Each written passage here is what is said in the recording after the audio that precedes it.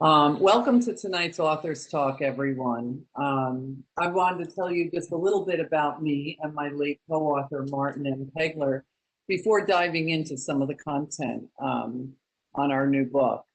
I started my career in large department stores like Bloomingdale's and Macy's. And then over time, I moved to working with brands and trade events and museums, mostly through advertising agencies at the time. I began teaching at FIT as an adjunct professor many years before my tenure as professor. My time at FIT has served as so much inspiration for the 7th edition of Visual Merchandising and Display. I thought I'd begin tonight with some behind-the-scenes images of the work we do in our studios that inspired many of the chapters in the book. So I'm going to share my screen and take you through some fun images.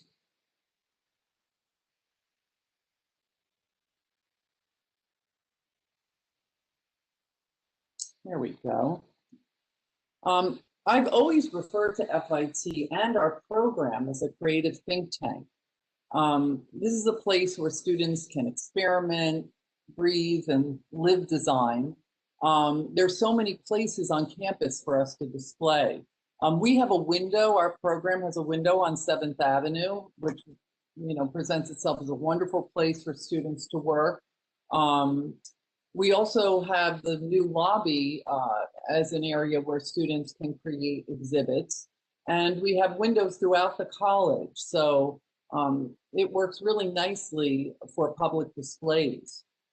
Our program extends way beyond the studios into public spaces throughout New York, where we collaborate with large and small retailers, nonprofit organizations, showrooms, hospitality, and museums.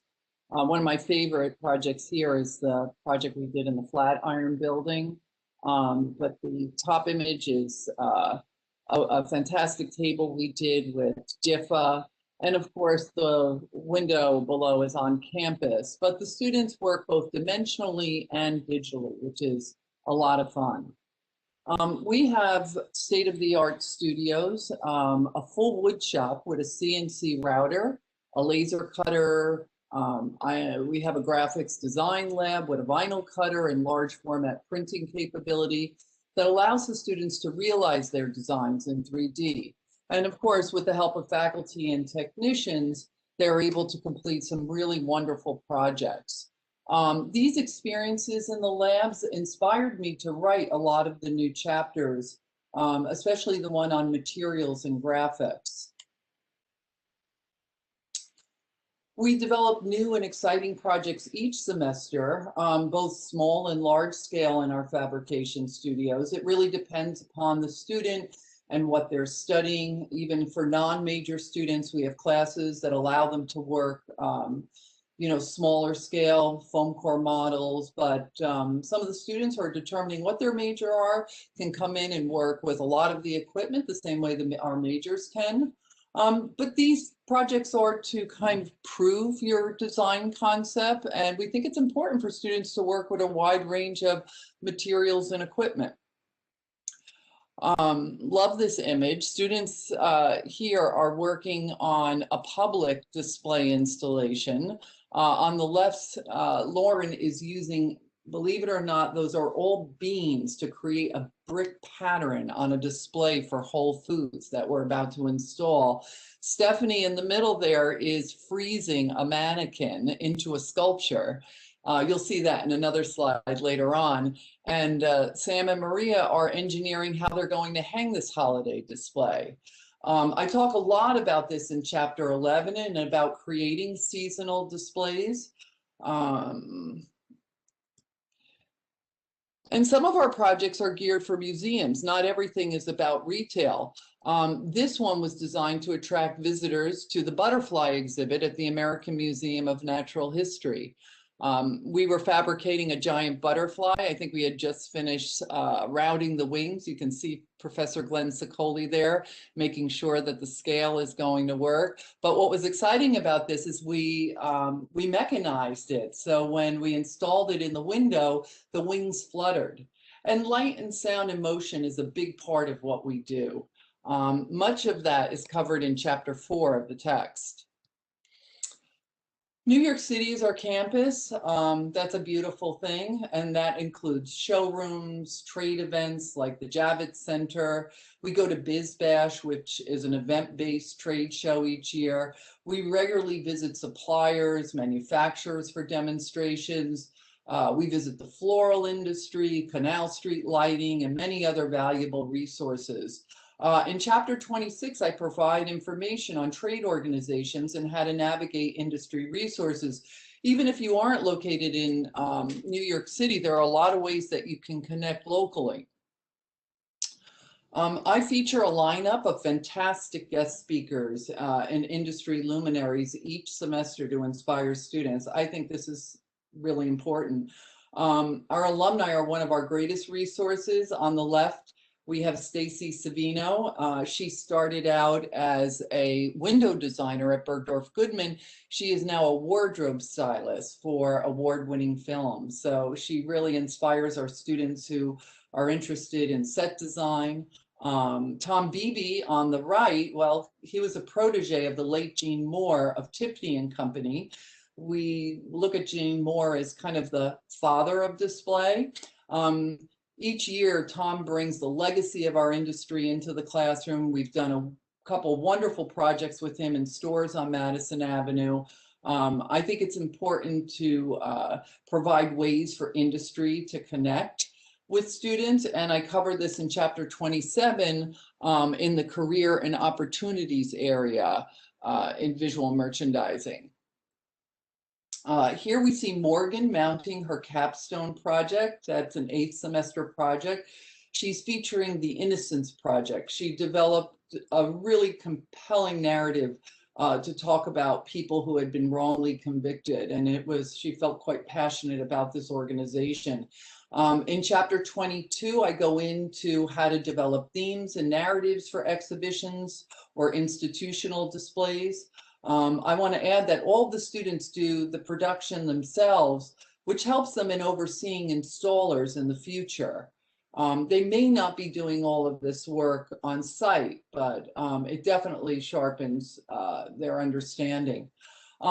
These are capstone projects too. On the left, Kira designed a retail solution for children with autism spectrum disorder. And on the right, Monica used projection mapping to design an immersive exhibition solution for the artist Frida Kahlo. I talk about designing for retail, exhibition, trade events in several chapters throughout the book. So it covers you know, a broad spectrum of projects. At FIT, we take every opportunity to take the design to the next level, beyond the concept sketch, beyond the rendering, and realize it in 3D. There's nothing more than exciting than citing the materials for a display. This one especially, those fabric curtains behind the students are all printed on sheer fabric, and that again gives a whole nother layer of understanding. Public displays are a big part of what we do. This display actually was in honor of a scholarship the college was receiving, and we find many ways to collaborate with our institution, and I always recommend that to instructors in the book. Peer learning and teamwork is a big part of our industry, so fostering these practices in our classroom is paramount. In chapter 23, and I believe in chapter 24, I talk about visual merchandising and store planning. Students really need to understand how to work cross-functionally with management, product development, advertising, and marketing departments on events, promotions, whatever's happening in the store. Throughout the text, I do suggest ways that students can share their ideas through professional presentations and what we call pitches. Students need to be able to clearly articulate their ideas and their concepts, and they need to practice this over and over again. So we host a lot of these, and I talk about that as I said, in several of the chapters, ways of kind of integrating that into the lessons in my instructor's guide. It's always a privilege for the students to share ideas with industry mentors and professionals. I will say the invaluable support from professional organizations such as Pave, which you mentioned, Jen. That's the Planning and Visual Education Partnership, as well as RDI, the Retail Design Institute, Windows Wear Pro, which we subscribe through the FIT Gladys Marcus Library, and BizBash would be another one. They have all enabled me to be more agile in my approach to teaching and writing. All of these organizations are outlined, including their contact information in chapter 26, and you can find them all on the web. And as many of us know, the undergrad experience is a place to forge lifelong friendships and colleagues. We bring our graduates in regularly as mentors for our students. In fact, next week, we're going to have a midterm review for our capstone students, and many of these students will be in the room. So that's really exciting. They also help assist other students find jobs. So I talk about that in the career area of the book. We always find time to share our talents when and if they're needed. Here we're setting up an event at Cipriani Wall Street for the Pave Gala. That's an event that raises scholarship monies for students each year, and we've had several students who have been past recipients. So we think that's really important. And again, it reminds us that we are citizens of the world.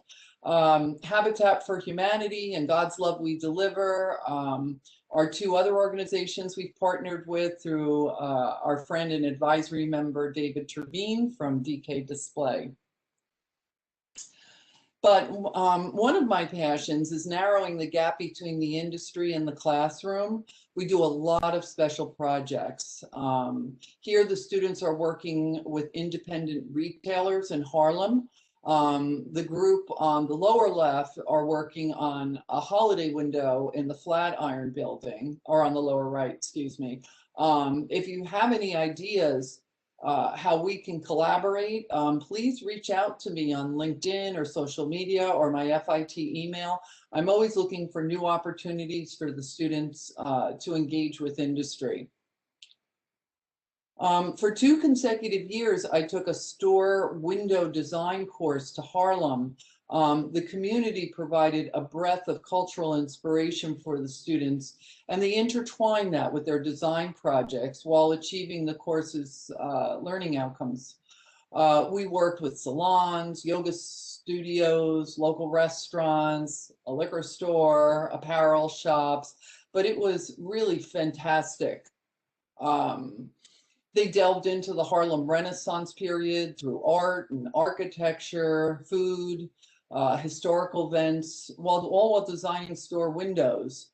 Some of those came out on the street, even as you can see here. Working individually with retailers transposed their understanding of these historical references, and it really added value to their actions as window designers. The connection was really fantastic. The community was awed by their talent, and the windows enhanced the retail landscape. But the experience of learning within a community and from its people was our really greatest reward. This store, Grandma's Place, told the students that they doubled their business the year we did these windows, and attributed it to the window displays. The window on the right is mechanical and it's moving, and I don't think they had ever had such elaborate displays, but the students loved it. I'm going to begin talking a little bit about my co-author, Martin Pegler, before I dive in to the 7th edition of Visual Merchandising and Display. I don't know if everyone here knows, but Martin passed about a year ago in January at the age of 95. He was still writing about the industry in the months before, and I think that tells a lot about him. I first met Martin as a very young and green adjunct at FIT. He used to do my peer reviews, and I was always very nervous when he was coming in to see what I was up to. But as we came to know each other better, I realized we shared such a bond. We both lived and breathed our love for retail design each and every day. Martin loved store design and display windows just as much as I did, so we could talk about it for hours, and we did. We would engage in these like deep conversations about the use of color and scale and humor and shock value, how the merchandise was arranged, the repetition, if it was successful, the same way people engage in a healthy political debate. And it was great fun. Martin was one of the founders of our program. I don't know if everybody knows that. At the time, it was called the Display and Exhibit Design Department. It was an AAS program, and now we are a BFA program called VPED, and that is short for Visual Presentation and Exhibition Design. But we are looking at changing our name soon, so stay tuned. Martin taught for 30 years, and I don't know if everyone knows that. That's a pretty long time for a professor. He developed some of our best curriculum. He was always innovating, new ideas. He invented the first event and promotion course. I believe it was for our cosmetic marketing and fragrance students as well as the packaging design students. But he did that all while authoring over 60 books on the topics of display, visual merchandising, exhibition design, restaurant design, event design, just to name a few. So he was a busy writer. He was an avid public speaker. He traveled all over the world lecturing to retail groups as far as Latin America, Europe, Asia. Martin inspired thousands of students along his life's journey. Whenever he traveled to Asia or India, the students would flock to see him and greet him. He had kind of a celebrity status. It was wonderful. And he loved his students dearly. I remember we used to actually be invited every year to go out to his house and visit, and his wife, Susan, would make a wonderful table of great food, and he really enjoyed getting to know his students on a personal level. Martin authored the first 6 editions of the text. I would regularly consult with him. He would always come to me and say, what's new, what's wonderful. I was at the time still working, so I was always shooting projects over to him, and he would be using them in his books, which was a privilege. So when he offered me, the opportunity to co-author, I was thrilled to accept. Martin has a beautiful, beautiful family still, who I'm sure miss him dearly. But he also had what he called his Gia family. And each year, Martin would judge, speak, and consult with the international retailers at the Inspired Home Show in Chicago. And I'm quite proud to say that he passed that torch over to me. Derek Miller, who's the president of the International Housewares Association, acknowledged Martin's lifetime contributions with an award in his name. So to this day, we give out the Martin M. Pegler Award for Excellence in Visual Merchandising. On the left, you can see him with his other global experts, Wolfgang, Scott, and Henrik. And he loved his team. I'm going to jump next to the textbook. So the textbook is a staple for retail design and fashion merchandising programs throughout the United States and the UK. It's used in Australia, China, a few other places. It's highly respected for its fundamental principles. It has really user-friendly chapters. I mean, it's easy to skip around. A great image library, excellent glossary, really robust case studies, and a fantastic series of Go Green sections. This is an abbreviated kind of overview, I would say. I thought about putting up the entire table of contents, but I think it would have been a little bit too long. The book actually has 6 parts and 27 chapters, and there's about 3 or 4 chapters per part, and in some case 5. It's a very easy textbook to use in parts, depending on the class you're teaching. So I often pull a chapter out for a specific project, and many instructors do the same. I must say during the last year and a half, it's been a joy to use for different classes, and the students have gotten a lot more out of it. I wrote 5 new chapters in addition to updating 22.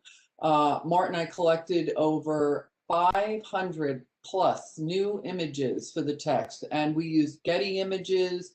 Windows Wear Pro was fantastic. And we even tapped into some of our own collections. Martin had a network of people he reached out to. I travel a lot and enjoy, taking pictures. So there's a lot of great images. Martin really believed that using a lot of images was central in demonstrating concepts and techniques, and I totally agree with his philosophy there. So let's get started. We'll look at, we're not going to go through every chapter, so I'm going to begin with some of the chapters that were changed the most. Chapter 1, I left Martin's intro because I really enjoyed it, and then we developed what we called the new retail design experience. So in chapter 1, we defined some leading principles and best practices in retail design. I reference a lot about how retail is changing by the millisecond, but we know that today's retail needs to be customer-centric, service-oriented. It needs to incorporate in-store activities to reward the consumer, fun experiences, and of course, meet the aspirations and expectations of consumers, but most important, a sense of community. And I'm going to talk a lot about that throughout this lecture. We carefully demonstrate these ideas with beautiful imagery throughout the text. Here's an example of consumer engagement in the Birds of Prey shop at Nordstrom, where you can customize your own pair of shoes. You can pick the fabric, you can make the toes a little wider. It's a great touch point and an example of customization and personalization. I always use this as a touch point. I love the display. I love that the giant flowers are made of like flats and heels and pumps. But what we recognize is, these types of experience forge an emotional bond with the consumer, kind of like a friendship, we refer to it. And that's one key strategy in keeping the relationship steady for shoppers. Another good example we used was American Girl Doll. They set a standard by extending their brand.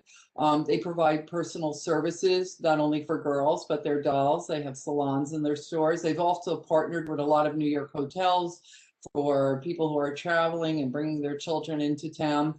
These activities not only promote like a repeat visit to the store, they create what we call brand heritage and a long-term relationship, and it's memorable for consumers. So that's kind of what we're honing in on.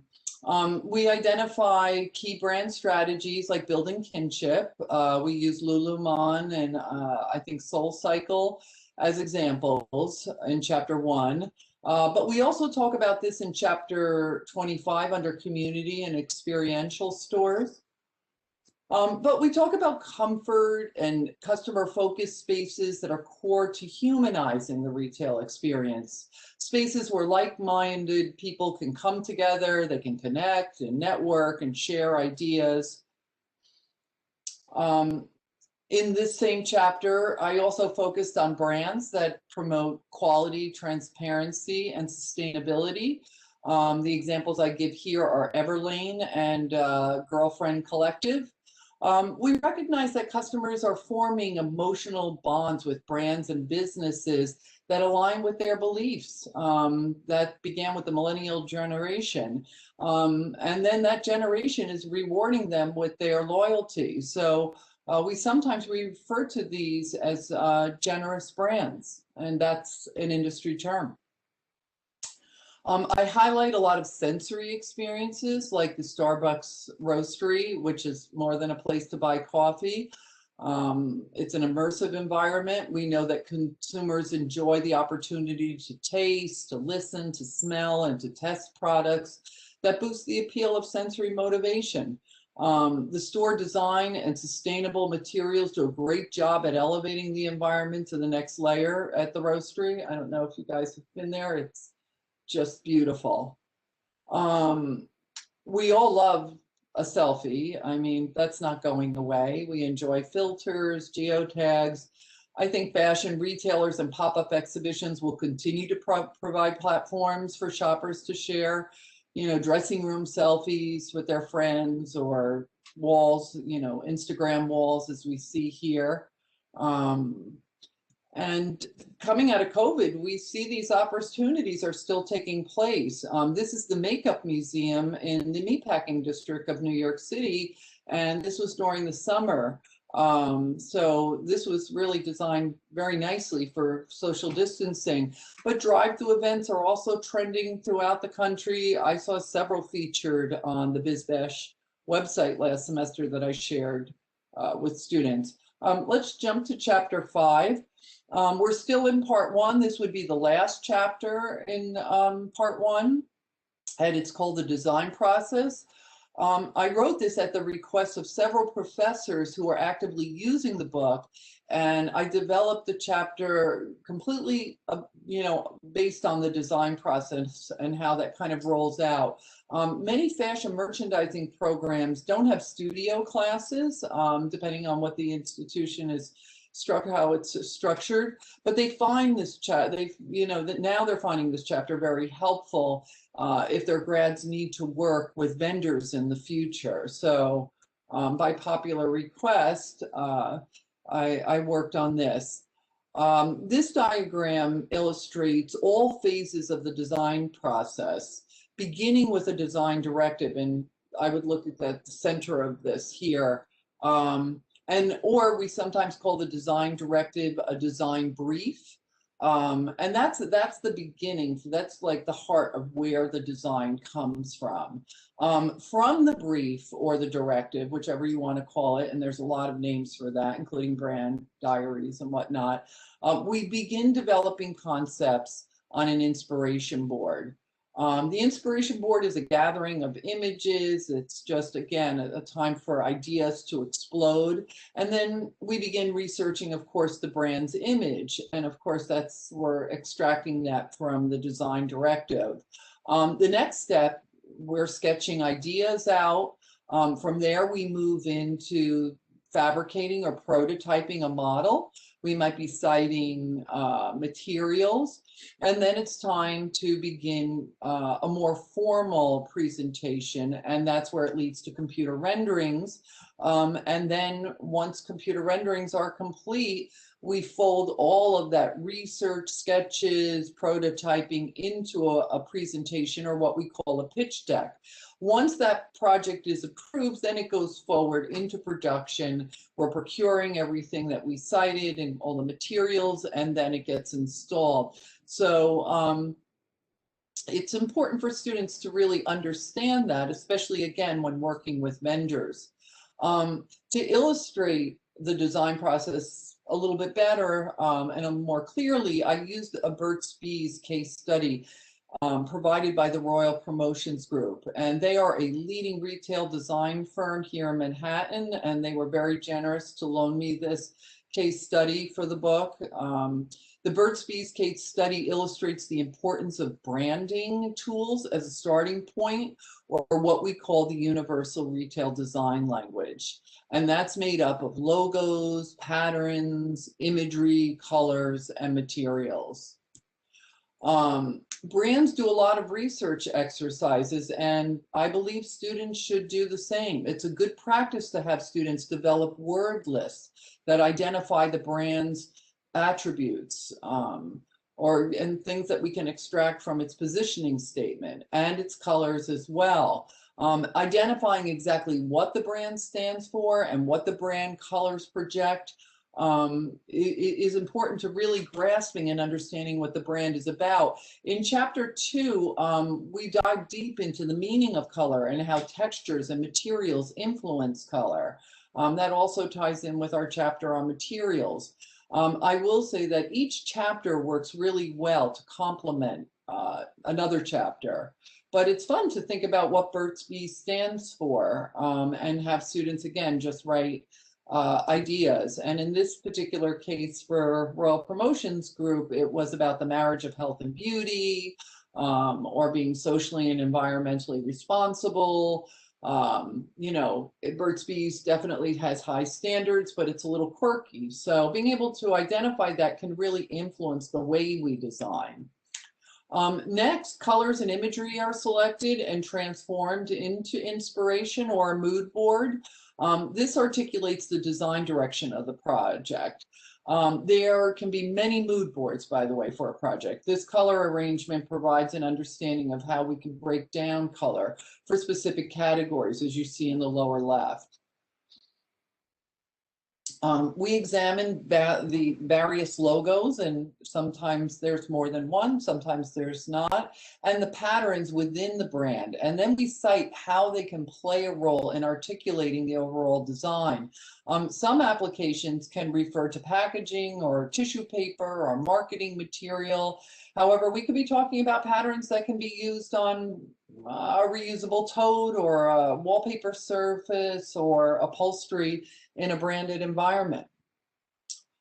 Materials should reflect the brand's core beliefs and style as well. We understand that patterns build a recognizable brand identity, and that brands that use patterns are considered more upscale and, of course, much more recognizable, as we can see here.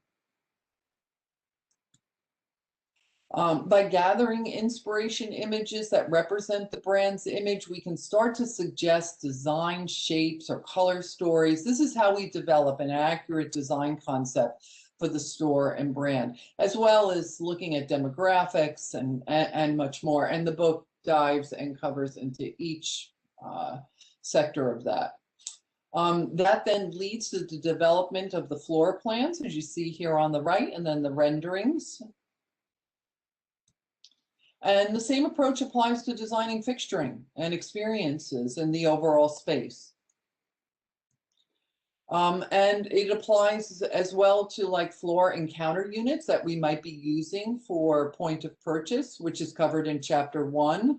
Martin had written a very robust chapter on point of purchase design. We updated it a little, but it's one of the fantastic chapters in the book. This is the example of a napkin sketch I mentioned a little bit earlier in the upper left. And then this is the prototype, the foam core prototype on the bottom left of the fixture. And then on the right side is the styrene prototype, and I would consider that kind of a final prototype.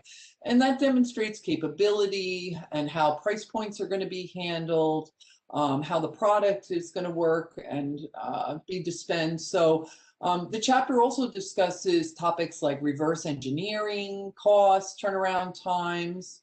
Let's jump into the chapter 5 case study, which was given to us by Harvey Nichols of London. They provided us with what was called the Gift Face Holiday window case study, and I really like this project. They were able to give us most of their theme boards and even some of their initial sketches.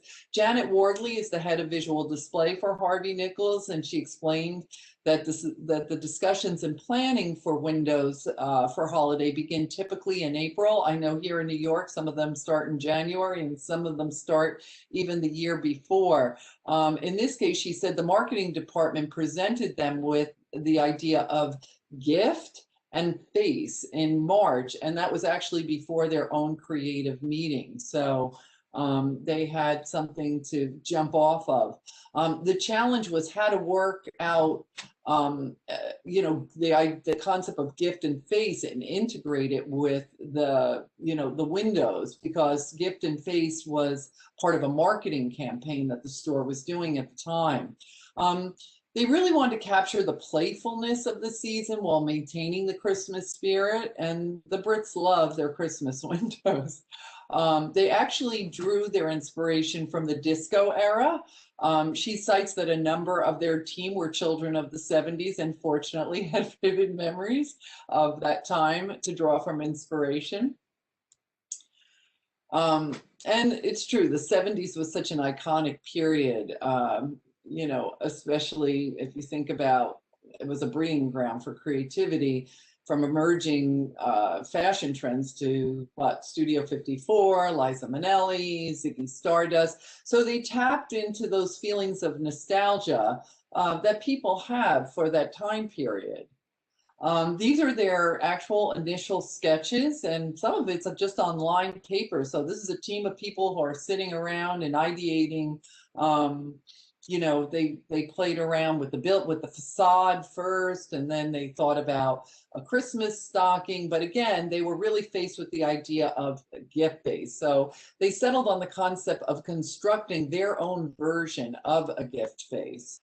Next, they began prototyping, or what they call in the UK trialing. It's a trialing stage, the same as prototyping. They ordered just raw boxes and they went to work in their studios, arranging them into facial structures. And again, whether we're prototyping small, as we saw with the RPG Burt's Bees project, or we're, you know, going larger and, you know, tinkering around with these boxes, this experiment looks like it must have been so much fun to be a part of. I love the image on the right with the mouth and the teeth. And then it became clear that the hairstyle on each face would be key to creating, you know, a run of faces for each of these unique and distinctive looks. They had a lot of festive and materials. I think that already in their coffers, and they decided to dig them out and upcycle them. They had glitter metallic baubles, Christmas tree branches, and plastic snowflakes and stars. You'll see the way it kind of comes together. So Janet goes into saying that this face was the turning point in the project of the scheme. It showed how festive materials could be used in an interesting way to produce a striking face or a full character. And then other iterations followed, as you can see on the lower imagery. And then the design moved over to concept sketches and renderings as the prototyping stage progressed. Here you can see the addition of foil boxes and greenery coming into play, and then the idea of integrating mannequins into the faces came about. Oops. Oh, what happened there, Jen? Oh, I lost my PowerPoint. Sorry about that. You're still a presenter. Yeah. Okay. Okay. Well, we'll pick up right where we lost. Don't worry about it.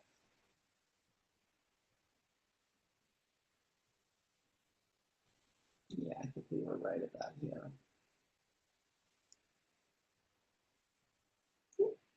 I think that's where we were close to.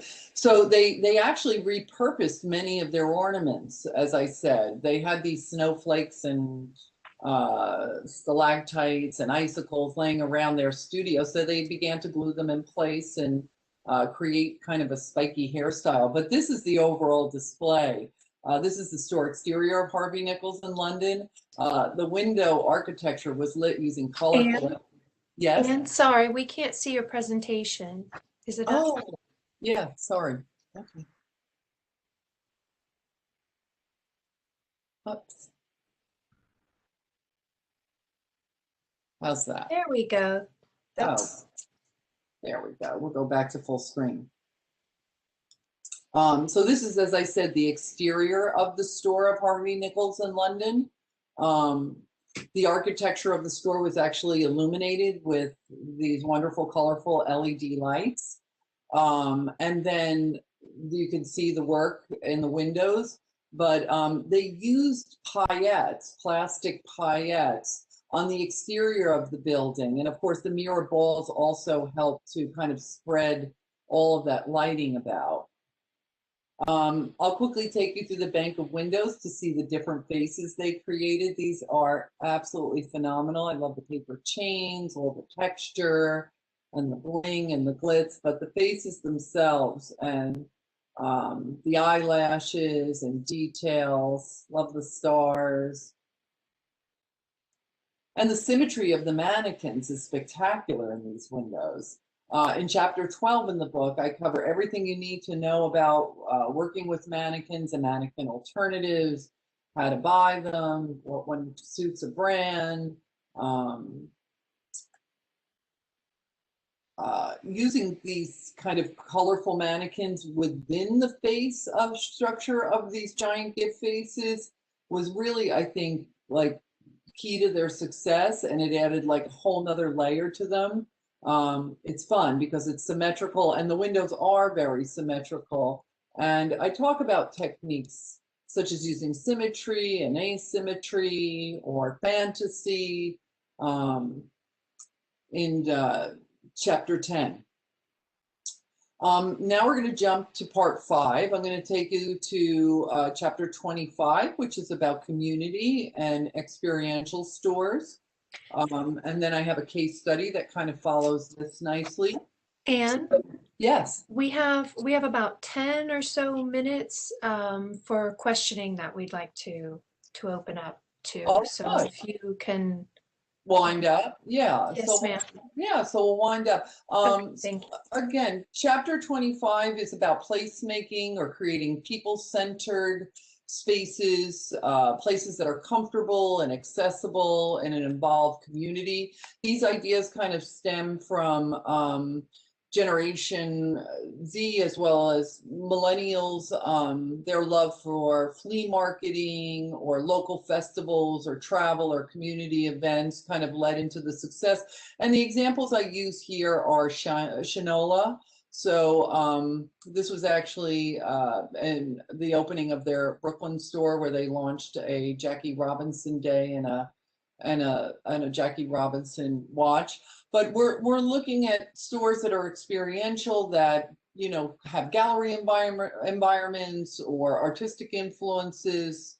That's curated designer merchandise that connect locally, and that goes into other categories as well, as far as tasting events, or for that matter, community fairs. So I do have a McCormick case study, which everybody can look up, I'm sure. It's definitely online, but it takes you through the McCormick store. And maybe if I could just jump ahead really quick without maybe narrating through these. These are all based on sensory cues, and the Spice store was fantastic.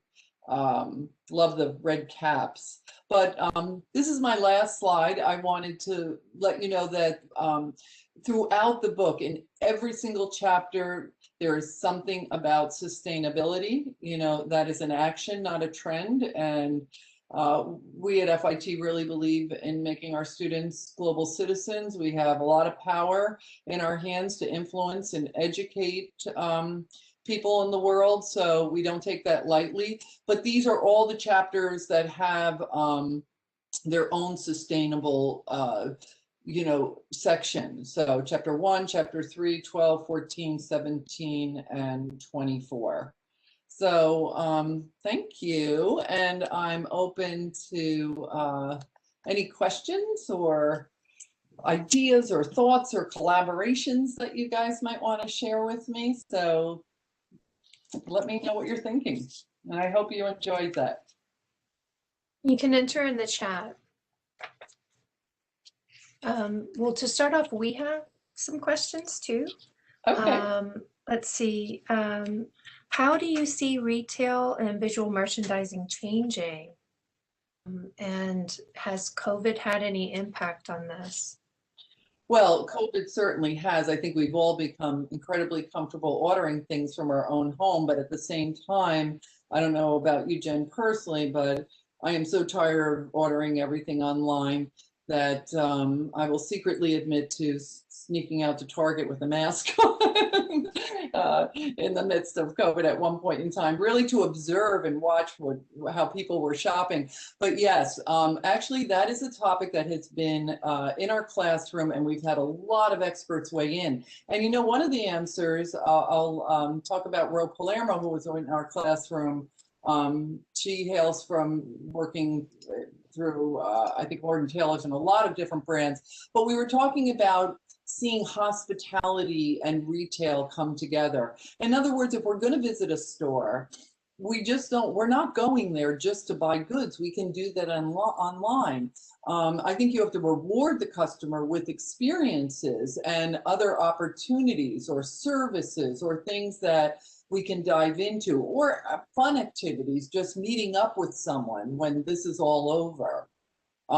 So the other thing I've been telling my grads, and we can feel it already with the rollout of the vaccine, retail is going to bounce back big. Online brands are going to be launching pop-up stores. I think we've all been cooped up for so long that I know that, you know, we're still going through some tough economic times, but as we come out of this, people are going to want to go back and visit stores. They're going to want to touch things. They have a heightened awareness of, you know, safety and how to take care of, you know, they're using sanitizers, and stores are aware of that as well. But we will find ourselves back in retail. And I know we lost a lot of brands and a lot of stores, but in some cases it was time for those stores to go.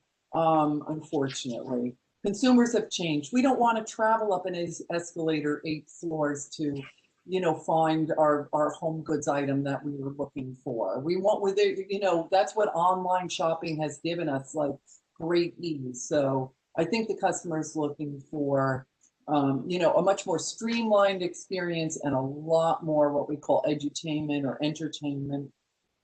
Okay.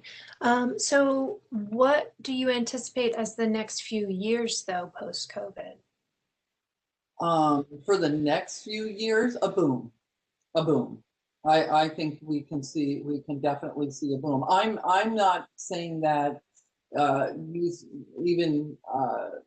using my own, you know, my own taste buds or my own ideas. I will say that is what is being told to me in a lot of the seminars and in a lot of the meetings that I've had with professional groups.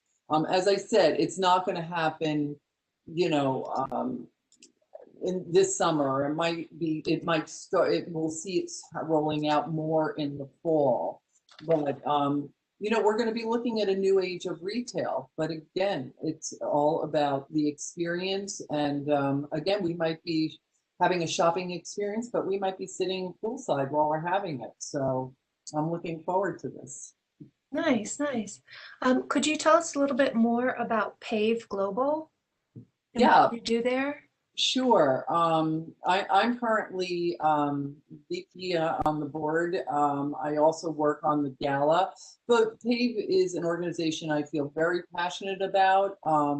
We not only develop projects, mentorships, scholarships. We you know, it really meets my core values because it's about narrowing that gap between education and the industry. So PAVE works with professionals each year to design challenges where there are wonderful awards. This year, believe it or not, one of our FIT interior design grads received an honorable mention, which is quite notable. But it's an international design contest with sometimes anywhere from 300 to 600 participants, 300 to 500 or 300 schools, I think, if I'm correct.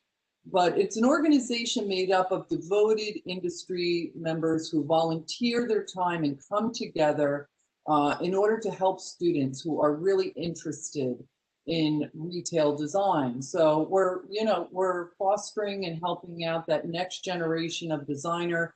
We bring students to the National Retail Federation show. We connect with design firms that offer shadow days and opportunities.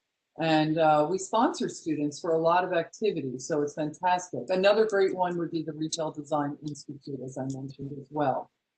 They host a lot of portfolio events where they bring professionals together and welcome the students to come in, and then the students can get real good great feedback on their portfolios. Nice, nice. So how do you think retail will change when so many people have left the city for suburban areas? Well, and it's interesting. I know a lot of people who've left, and a lot of people wanted to get on to another phase of their life, but that doesn't mean that new people don't move in. Just think of what the cost of rents were for not only apartment stores, condos.